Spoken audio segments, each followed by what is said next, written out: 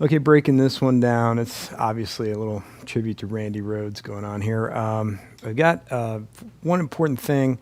We've seen a lot of this stuff both in performance and concepts. We've got triads over a pedal. There's an A triad, G, D, A. And then the second repetition, it's A, G, right? 7th fret, G shape, D. Okay? And those are like a lot of syncopations. And the important thing to notice is a lot of the time what's happening on the A string is a gallop. Now, gallop is, an accompaniment figure, but is very popular in certain, hard rock and metal. And it's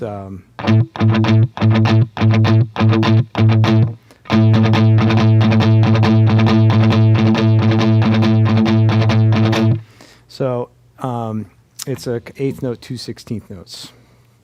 1 and a 1 and a 2 and a 3 and a 4 and a 1 and a 2 and a 3 and a 4 and a you again, if you have your 16th note, your 8th note feel happening, you have no problem fitting in the gallop in between. I use a pick. The picking is down, down, up, down.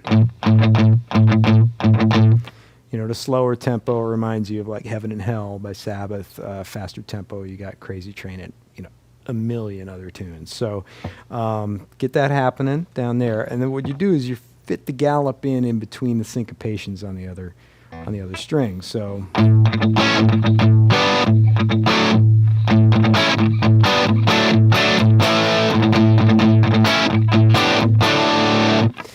sometimes I'm not full galloping down here on the A string. I'm just playing. I fill in 8ths, but it's up to you. Like the drummer is kind of keeping the 16th on the hat, but the bass player is just pumping quarters, and it just feels awesome because you get to provide all that ding, ding, ding, ding, ding, ding, ding. So you really got to be the machine on this one. So super important concept. Now, when we get done, one other thing that happens in there is there's a little lick in between each turnaround. We have this little, it's just pull off. And you throw in a lick in your rhythm part, and it just adds a little bit of interest, right? So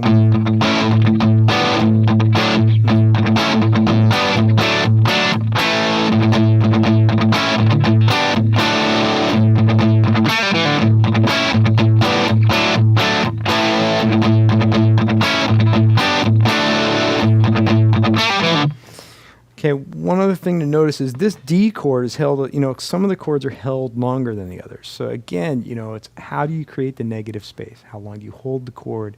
When do you choke the chord? It's really important. Then we move up to a D.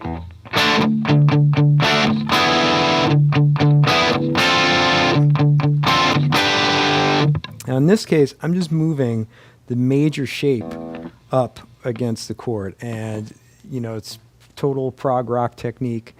You hear it everywhere, and it's just first it sounds Lydian because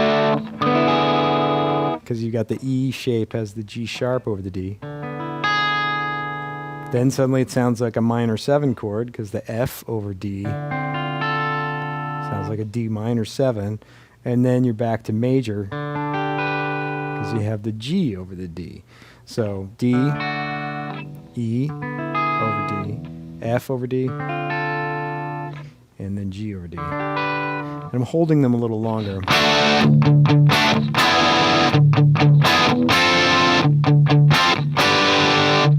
And then and the bottom part is just straight 8ths.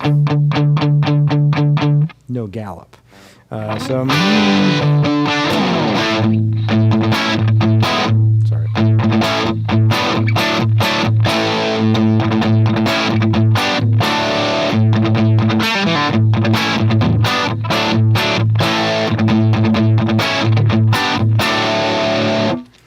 So that's it. It's a good one to get down. Remember, you're the machine on this one. You got to provide that gallop with your right hand.